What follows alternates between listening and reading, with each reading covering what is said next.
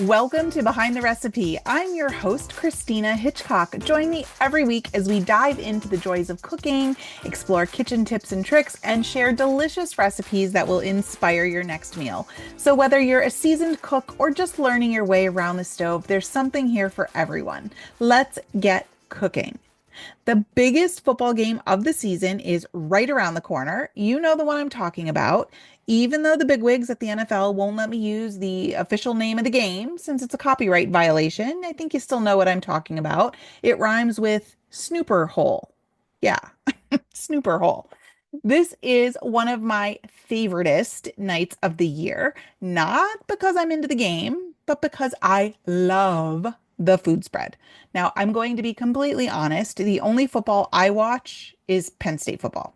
I don't pay attention to the rest, but I do pay attention to what everyone is bringing to the party. Now, when it comes to the snooper hole, the food is as important as the game itself, and maybe even more so because Big Game Sunday has evolved into one of the biggest food events in America, rivaling Thanksgiving in terms of the sheer volume of food that is consumed. Because it's not just a meal, it's an all-day event. Game day foods are all about accessibility and crowd-pleasing options, and the focus is on dishes that are easy to share. Think like finger foods and items that don't require utensils. Things that are indulgent and fun, not about calorie counting, because it's a celebration of flavors and cheesy goodness and crispy textures. And it's also a great time to theme it out or get creative. Many hosts enjoy incorporating football themes or using team colors in their food presentation. So, whether you're cheering for the same team or good naturedly trash talking your rival fans, sharing delicious food helps really bring everyone together. So, let's start with the snacks that score big. So, no game day party is complete without a table of snacks. And here are some of my favorites and some easy recipes. And I will share links to some of these recipes in the show notes to make it easy for you to grab them if you want to take them to your next game day party. So let's start with the wings. I mean, it's a classic. Whether they're bone-in or boneless, there is always some sort of wing on the table. So there's the classic ones and a classic buffalo sauce.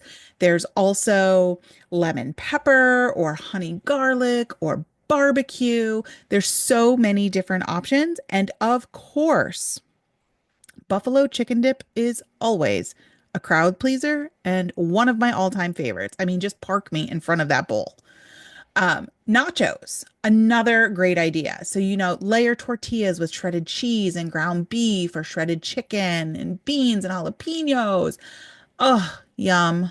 And then top it with guacamole, sour cream, salsa, olives. I'm just in heaven. You can even take it up a notch by swapping the chips out with tater tots or French fries. Yum, yum, yum. Now, next we have my favorite category, the dips. And the one recipe I'm always asked to bring is my Italian hoagie dip. Everyone goes bonkers for this. It tastes just like an Italian hoagie or sub or whatever you call it, sandwich, just all chopped up into a bowl and you serve it with baguette slices. It is heavenly. Then there's pizza dip and taco dip and Velveeta sausage dip or Philly cheesesteak dip. I feel like the guy in Forrest Gump that talks about shrimp. We have pizza dip and taco dip and Velveeta sausage. So anyway, sorry. Now, another favorite snack that always scores big on game day spreads, at least in my book, are sliders because they're so easy to make. So there's buffalo chicken sliders, steak and cheese, pulled pork, sloppy Joe, one of my favorites, and my son's favorite, chicken bacon ranch. These are all great options. And like I said, they're easy to make and they're totally bite-sized and portable. So let's move on to the mains. Now, for entrees, you want hearty, filling dishes, but ones that are easy to serve. And I think the easiest thing to do is chili, right? Make a big pot of beef or vegetarian chili and then set up a toppings bar where everybody can help themselves to shredded cheese, sour cream, onions, jalapenos, and make sure you listen to my recent Behind the Recipe episode where we talked all about chili. I've got some great recipe ideas in that episode for you. So if you haven't listened to that yet, head back over there. Pulled pork sandwiches are another great option. You can just slow cook a pork shoulder in your crock pot with some barbecue sauce and then serve it on buns with coleslaw on the side. It's really a classic and really no muss or fuss. It's a simple dish to make. Pizza, another great option. You can make it yourself. You can use store-bought or restaurant-bought crust. You can even just pick it up and have it delivered. But get creative with the toppings, pepperoni, veggie lovers, even buffalo chicken if you want to carry that theme on through. And of course, you can't forget the sweets. So whether you make them from scratch or buy them at the market, this is a great way to inject the football theme into your spread. So some clever ideas I've seen, or football brownies. So bake a batch of your favorite brownies, either from scratch or using a mix, no judgment here.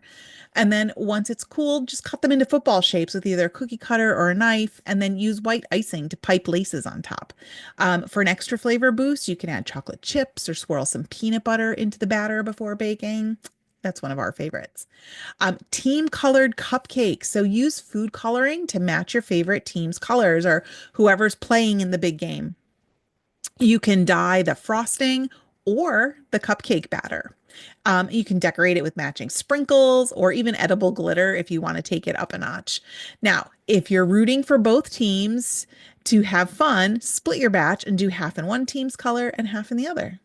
Right? You can do the same with chocolate dipped pretzel rods.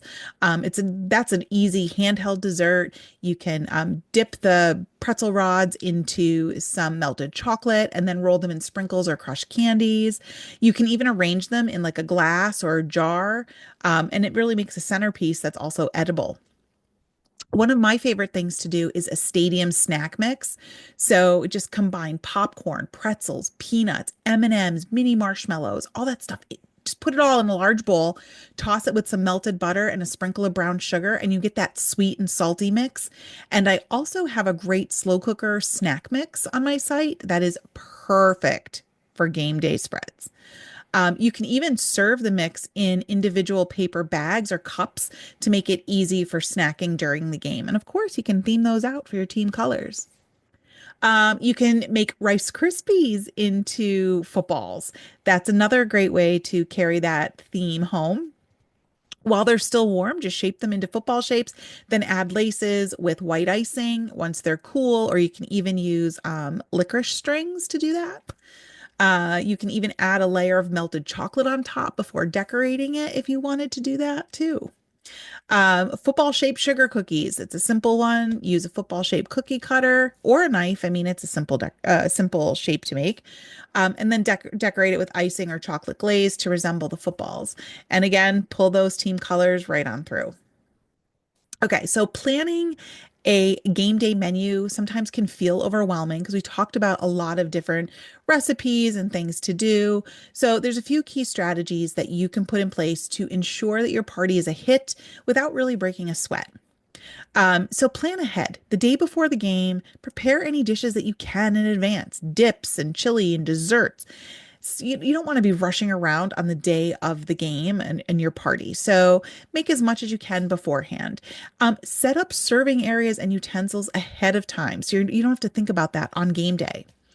Stick to recipes that you know well and can prepare with confidence. This is not the time to bust out the new recipe and, have a potential flop. And definitely, if you take any piece of advice from me, do not use an AI recipe for the first time at a party. It may or may not work out. Offer foods that are easy to eat while standing or sitting on a couch. Finger foods, handheld options, those all work best. And offer a mix of hot and cold dishes and make sure that there's something for everyone because you don't want to be overloading your outlets with slow cookers and things like that.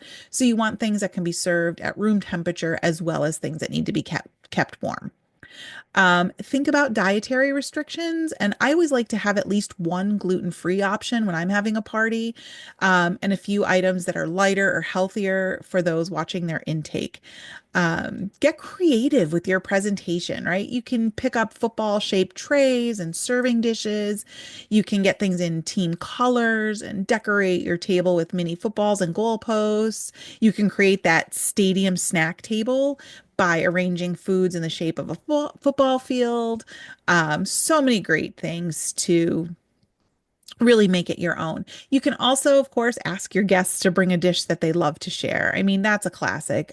I think just about every snooper hole party I've gone to, I've been asked to bring something. And I'm telling you, it is my favorite part of the night because I love to see what everybody else brings. And I'm usually the one that's over there asking you for your recipe if I'm at the same party you're at. So I will be the one that will hunt you down for that because I am more interested in what is, what other people brought than what's going on the television.